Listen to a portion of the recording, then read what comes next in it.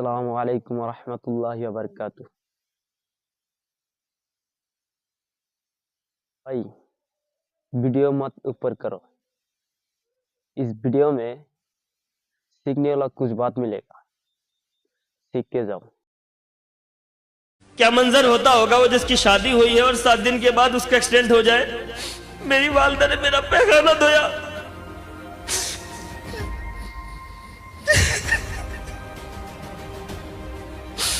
मुझे पढ़ा लिखा कर ग्रेजुएशन पोस्ट ग्रेजुएट करा दिया। एक हॉस्पिटल में एक डॉक्टर बना दिया। मैं कभी अपने वालिद को रेस्पेक्ट नहीं किया। मैं उनको पलट कर जवाब देता था, उनसे झूठ बोलता था, दोस्तों के साथ घूमने जाता था।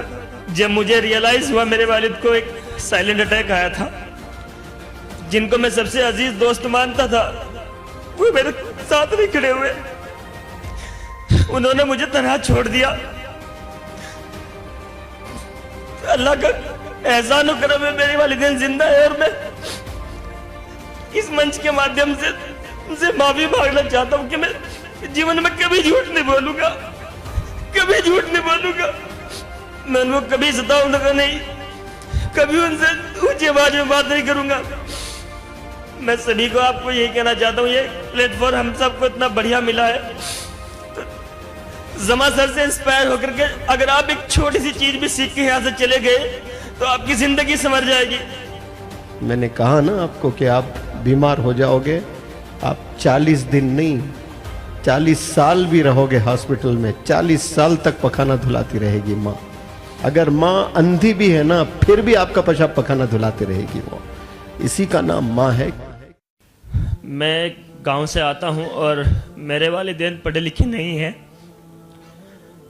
मेरे वालिद ने खुद के लिए कभी कोई साइकिल भी नहीं ली और मुझे बाइक तक भी दिलवाई। मुझे पढ़ा लिखा कर ग्रेजुएशन पोस्ट ग्रेजुएट करा दिया। एक हॉस्पिटल में एक डॉक्टर बना दिया, लेकिन मैं कभी अपने वालिद को रेस्पेक्ट नहीं किया। मैं उनको पलट कर जवाब देता था, उनसे झूठ बोलता था, दोस्तों के साथ घूमने जाता था। जब मुझे रियलाइज हुआ मेरे वालिद को एक साइलेंट अटैक आया था, उस टाइम मुझे रियलाइज हुआ कि मेरे वालिद ने मेरे लिए सब कुछ किया है और तूने कुछ भी नहीं किया है। मैं उनको लेकर के दिल्ली पहुंचा, राम मनोहर लोहिया हॉस्पिटल में। पैसा नहीं था, किसी ने कोई साथ नहीं दिया। जिनको मैं सबसे अजीज दोस्त मानता था वो मेरे साथ नहीं खड़े हुए। उन्होंने मुझे तनहा छोड़ दिया, लेकिन मेरा अल्लाह देख रहा था, उसने मुझे तनहा नहीं छोड़ा। अल्लाह की मदद वहां पर भी आई। मैं रात में 2 रकात नमाज पढ़ के रोया अल्लाह से, अल्लाह पैसा नहीं है, ऑपरेशन कैसे कराऊं। तो अल्लाह की मदद आई।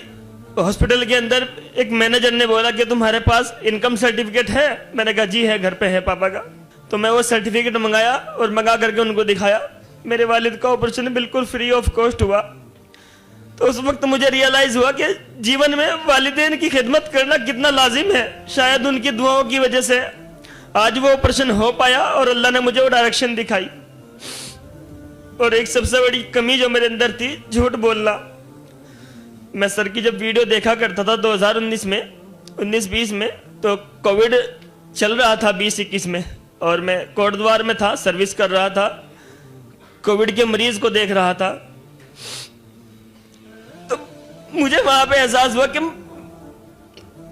जीवन में कोई रिश्ता किसी का काम नहीं आ रहा। वालिदैन को छोड़ कर लोग भाग रहे हैं, बीमारी से बच रहे हैं, माएं मर रही हैं। मैं अपने हाथों से लोगों की बॉडी उठाया, 200 400 500 कुछ पता नहीं कितनी बॉडी उठाया। मैं देख रहा हूं एक मरीज इधर मर रहा है, किधर मर रहा है। अल्लाह का एहसान और करम है, मेरे वालिदैन जिंदा है और मैं इस मंच के माध्यम से उनसे माफी मांगना चाहता हूं कि मैं जीवन में कभी झूठ नहीं बोलूंगा, कभी झूठ नहीं बोलूंगा। मैं उनको कभी सताऊंगा नहीं, कभी उनसे ऊंची आवाज में बात नहीं करूंगा। जिन्होंने मेरे लिए सब कुछ किया, कुछ साइकिल नहीं रही, मुझे मोटरसाइकिल तक दिलवाई, मुझे पढ़ा लिखा कर इतना बड़ा कर दिया, 30 साल मेरा खर्च उठाया। मेरा एक्सीडेंट हो गया था 2021 में, मेरी शादी के 7 दिन बाद। क्या मंजर होता होगा वो जिसकी शादी हुई है और 7 दिन के बाद उसका एक्सीडेंट हो जाए। मेरी वालदा ने मेरा पैखाना धोया।